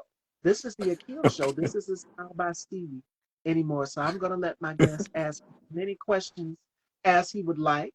And then we're going to get into what are Akil's guilty pleasures, his favorite things he can't live without, his rapid fire. So your favorite Okay. drinks, your favorite shows you like to binge watch, whatever you like to do in your spare time, your 5 things you can't live without. But it's the Akil show, ladies and gentlemen. So I'm passing the microphone on down to here to Akil, and he is going to ask me some questions. So take it away. Good evening, ladies and gentlemen. Thank you for joining us today. I'm just kidding. We are here with Stevie. Stevie, so tell me, what was your passion? What, as a child, what did you desire to be? What was the thing that you wanted to be when you were growing up? And has that changed? Ooh, I know it always wanted to do something with hair. I always wanted to do hair, and at the time it was a number of things. It was either hair or what was it? A talk show host. A talk show host. I Hmm. wanted to host a talk show, and I can remember at the time we had Soul Train. Look at me telling my age. My grandmother would have still been alive around that time. I already told y'all it's 31. So around 96, around that time, Soul Train used to come on a lot. And I would watch Don Cornelius. And I would watch the talk shows as well too. Ricky Lake. Jenny Jones was on at the time. And you had Montel. And I'm looking at all of these talk show hosts. And I'm like, that's something that I want to do at a very, very young age. Really? So we're talking 96 here. We're talking 90. I was born in 93, but we're talking in the early 90s, like, as Hmm. we're going into 99, so forth and so on. I wanted to be a talk show host, either that or a hairstylist, cosmetologist, something in that realm, in that arena, watching my grandmother do hair and watching the women in my family go to the hair salon and just studying. Besides, I have two cousins that also, one has a barbershop and the other one has a hair salon. So watching them go, my dad used to take me and my brother Hmm. all the time we were younger to see them. And it was so much fun just getting that experience of being able to do that. But hairstyling was something, fashion, I knew it was somewhere in that realm. I manifested at a young age. At first, it was sports. I wanted to Hmm. do sports because I did play soccer when I was young. I want to say about the third grade. Yes, about third grade. And I said, I want to do something else. As I got older, I started developing a love for makeup, for fashion, for hair. And I said, let's do something. So, middle school, boom. right then and there. When after middle school, here I am in high school, years later, 2013, taking up cosmetology because they didn't have a fashion program. And here I am Oh, okay. sketching and doodling fashion illustration, like the designers you would see when they showed their Hmm. designs of how the gown or whatever is made, suit, jacket, whatever is made. Here I am doodling and doing fashion illustration because they didn't have a fashion program down here in South Carolina. I'm just like, wow. So the only thing that I could take up was cosmetology. And even my instructor, she was just like, I want you to go to a fashion school. I want you to go Hmm. to a fashion school. No, I didn't go to one, but that's how the birth of Style by Stevie began in 2016. Right after graduating in 2014. And I'm in 2016 trying to figure out what my next move is going to be. And I'm like, okay, brainstorming, sitting in my room brainstorming, weekdays topics. No, because I used to do it at 11 o'clock. Boom, Style by Stevie. Sitting in the room Okay. randomly, Yeah. just compiling things together, flipping through fashion magazines. And I'm like, it's got to be catchy. Style by Stevie. And the first thing when people see the logo and everything, they think instantly fashion. So a little bit of backstory about the logo, and I was telling that to one of my guests this week. Shout outs to Dre Will. He was like, "How did you come up with your logo for Style?" Ricky Lake was actually the inspiration for that logo, how her name on her cards was. And I Hmm. said I wanted to be very reminiscent of Ricky Lake, but it's got to be my own. I can't Yes. duplicate or steal somebody else's ideas, but you can take that inspiration. And she was the blueprint. So I said, I love that font, that with the lines on the top. It's got to be Yeah. something Yeah. like Yeah. that, like it's out of a newspaper, and that Yes. draws you in. I think that could be another thing that draws people in is different, is edgy, how I'm able to combine fashion and glamour with politics, music and acting, all of these things and come in with so much knowledge. It's cutting edge and it's different. It's not like other talk show hosts. So I think that's why I'm not on that level up there, that big level like an Oprah or a Jennifer Hudson. But it's Hmm. coming. I'm manifesting it. I'm putting it out there in the universe. And I think my viewership has been growing lately. So I'm knowing that people have been going back and watching. So Hmm. that's a little bit how the baby was born, if that makes sense. No, that makes a lot of sense. With what you said, and also with your desire to go to the next level, what does that look like for you? Because we know that media has changed. We have social media, which we didn't have back in the day, and we know that talk shows aren't always, they don't get seen as much. A lot of people are online, so with the changes in media, with the addition of social media, with the fact that you have this current platform, what does elevation look like to you down the line in your career? I see myself having my own, like Drew Barrymore, she has merch in stores. I Hmm. plan on having my merch in stores and black owned stores, of course, just to point that out there. And black Okay. owned stores, I see myself having uh, my own network. Like Oprah has Hmm. her network. I would love to have my own network. And I would love to bring up incoming filmmakers, writers, producers. I want my whole team to be black and Hmm. consist upon black creatives who have such a very unique and immaculate lens of storytelling. That's what I plan to do. But yes, I want to step behind the lens as well too. I want to write, I want to produce, I want to direct on other people's platforms. Yes, I'll Hmm. still be hosting Style by Stevie. Right. I'm not going anywhere. I'm the face of it. Right. Right. So, of course, I still want to host the platform, but I would love to step behind the lens as well too, because in this business, you have to be able to balance it all and be the jack of all trades. And the jack of all trades meaning that you have to be able to executive produce, co-produce, direct, write. Those are things that I plan and intend to do with this platform as well too, and among others. So that's where I see myself in the future, and it's coming. It's coming. Yeah. Everybody's Yeah. stars shine so bright. That's good. That's wonderful. Yeah, we this being a jack of all trades, I remember a high school teacher used to say that, and she's still here. She's such a sweet woman. She was a jack of all trades, but a master of none. And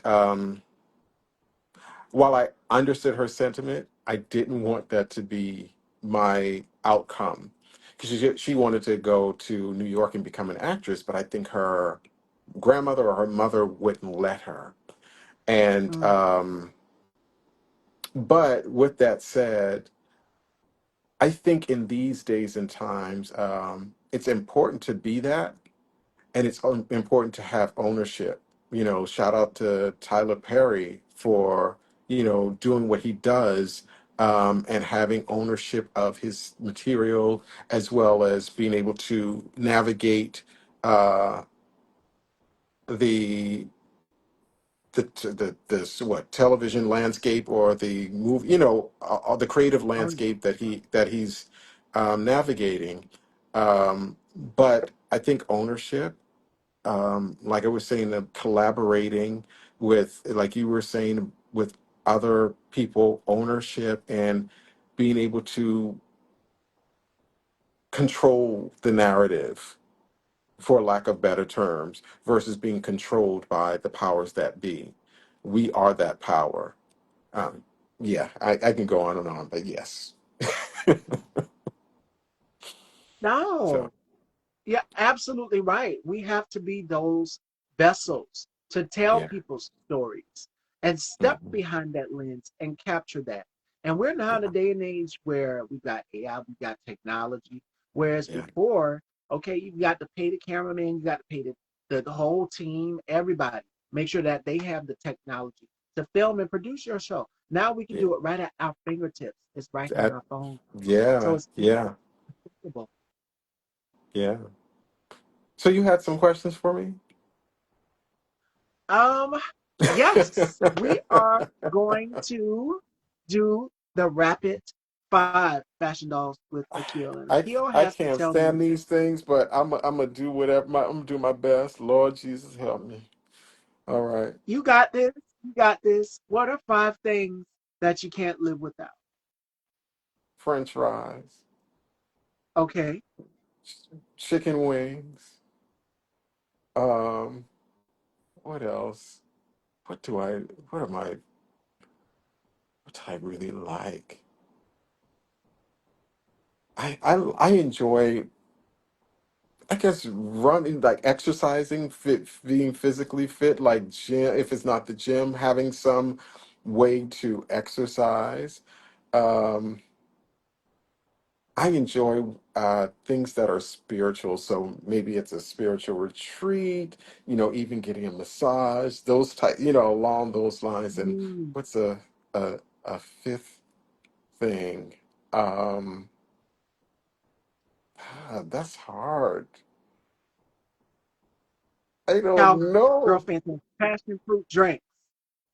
Who said this? Cowgirl fan, My, s- 1969. that's my sister Denise. Yes, I love passion fruit. I love a passion fruit cake. Shout out to Heavenly Crumbs in Brooklyn. Shannon, I love passion fruit, a virgin passion fruit. Mojitos. I don't drink. I never had a problem with drinking, but I never had a desire to drink. Not that I haven't tasted alcohol. I'm not like that, but yeah. So yeah, passion fruit things. Yeah, yeah. That's she's right. She Deshaun is says, right. "Oh yes." So those are Akil's guilty pleasures, fashion dolls. So Yeah, before we wrap, because this was such a LA pina colada, you like pina colada? You love pina colada? I Yes. do love peanut. Yes, virgin though. I don't like the taste of alcohol like that. I just never took to it. Or a mocktail. A lot of people, there are Yes, a people who don't mocktail. drink or Yes. like prefer the taste of alcohol. They go with the mocktail. So Yeah. something, same effect. Yeah. Hmm. Oh, okay. Let So, me. I'm gonna give. I'm gonna tease y'all a little bit. I like muscular legs and a okay. muscle butt. I thought Hello. I thought I'd throw that in there for y'all. All right. There you go. Ow. I'm sorry. So yeah, that's the crazy side of me Deshaun that you. says, "Ooh my." Well, there you have it. There you have it. So before we wrap, Fashion Dolls, Akil, final words and wisdom and gems, because I am going to bring you back for my 20th season. So you're Okay. getting an open invitation to come back Thank in you. Mhm. 2026. Love to have you back on. I had a blast. Any words of encouragement that you would like to give people during these times? Because it's such a fun interview. We've been through the ups, the downs, we dropped Mhm. gems throughout. We touched on life's experiences, and I hope you all are taking something away. And I see you guys follow. Thank you so much for following and supporting the platform. What gems would you give them? I would just say that, as we said earlier, and we have to start within. And Mm, sometimes we have to be the change, as the saying goes, we have to be the change that we want to see. yes, And stand up, stand up, but also be careful because they will try to come at you from every which way. Know that you have protection. I don't know what your spiritual life is, but be confident in whatever that entity that you believe. Be confident that you will be protected. Stand up, but also in your way, fight for change, fight for equality, um, fight for humanity, because the humanity is at stake right now. Like it's just like crazy.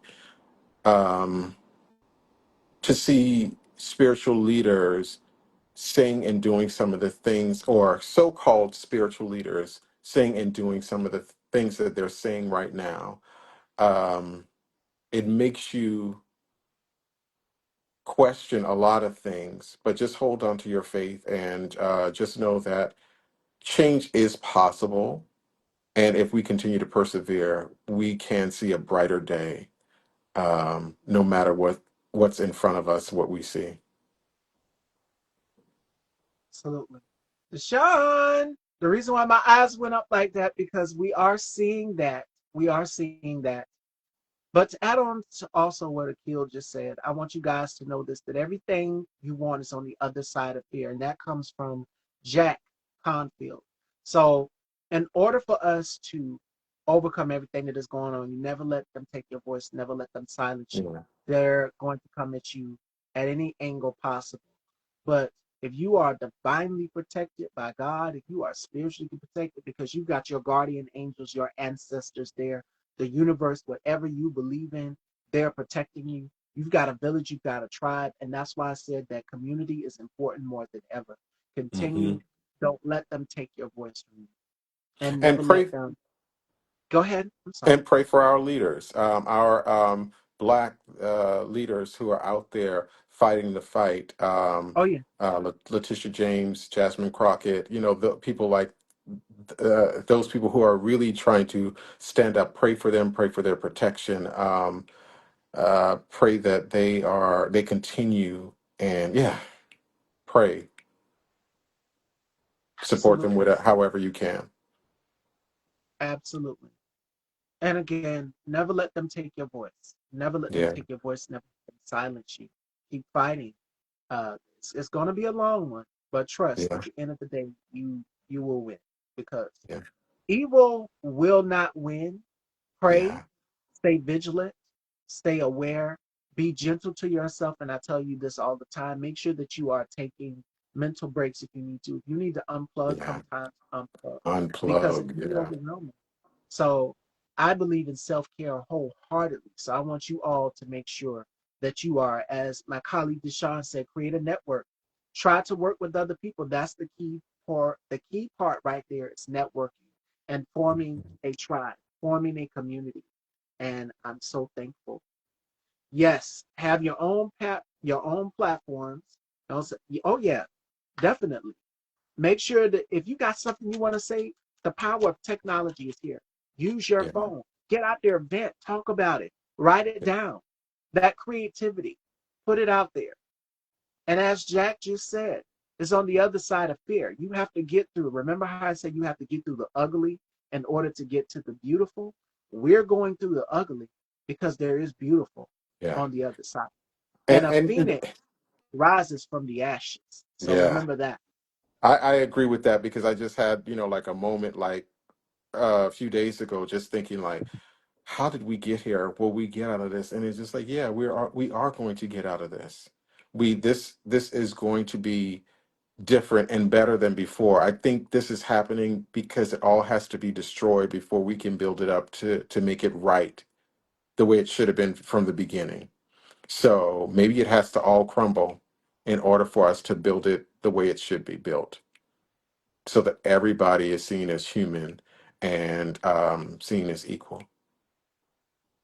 And on that Absolutely. note, so So before we let you go, Akil, let everyone know where they can follow you and check you out. And again, we are going to talk because I'm going to send you some dates for my 20th season. Yes, we will be back okay, January 2026. So you're going to get more. I'm not going to stop. I have to keep continuing to be that voice for the voiceless. And we've come so far here to not, to just give it up. No, we're going to keep going. yeah. So I will see you guys then in the new year. But we've got some new episodes coming, not now because we still got more episodes this season, but in the new year, we will be back as well too. So you guys stay tuned, 2026. But let everyone know where they can follow you. Oh, they can follow me at Akil, all caps. That's AKILALLCAPS, and that is on Instagram, Threads, TikTok. I don't post a whole lot, but this interview has kind of opened me up. I felt comfortable. I'm like I said, I'm shy, but also there's a fear of rejection, so I have to get past all of those crazy. I'm just being honest. I have to get past all of that stuff. And thank you for having me. This kind of opened up my heart in a way that I didn't think it would. So I really appreciate that. And hopefully, I will be somewhere near you. I am looking at a lot of fringe festivals, that's FRINGE festivals, to take my show next year.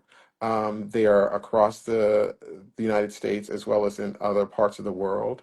And please follow me to get more information as to where I will be. And if you'd like to donate or contribute, because it takes a lot to put those things together, a lot travel, you know, staying someplace. I've never done this on this level before. So, yeah, stay tuned. And I hope to be able to spread love and inspiration throughout my travels. And you definitely will. You definitely will, because I will be there supporting, and so will the Fashion Dolls, Vitality Financial Healthcare. Thank you.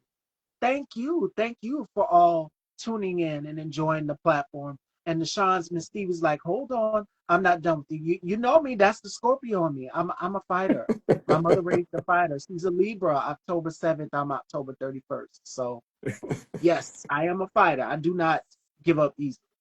I don't. When I'm passionate and I set my soul on something, and it brings out the fire.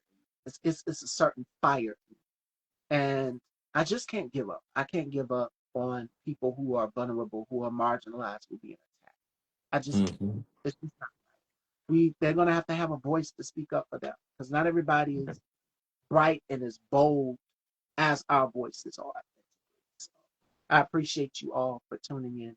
Yes, And thank you, next everybody. week, I thank you for joining. I appreciate it. and I had such a great time. I would love to have you back on again in 2026, and I will send you those dates. Yes. So definitely stay tuned, Fashion Dolls. More from Akil and here, Miss Stevie. Make sure you guys tune in next week. We have Eric Andrews joining me, so make sure you guys tune in. And I will see you then, Fashion Dolls. A little break, but we will be back. So make sure you guys stay tuned. I love you, and head on over and subscribe to Style by Stevie Daytime on YouTube so that you can check out the past shows from this week and catch up on everything, even past episodes. So you catch up on everything on over there and hit the community tab. A lot of information there as well.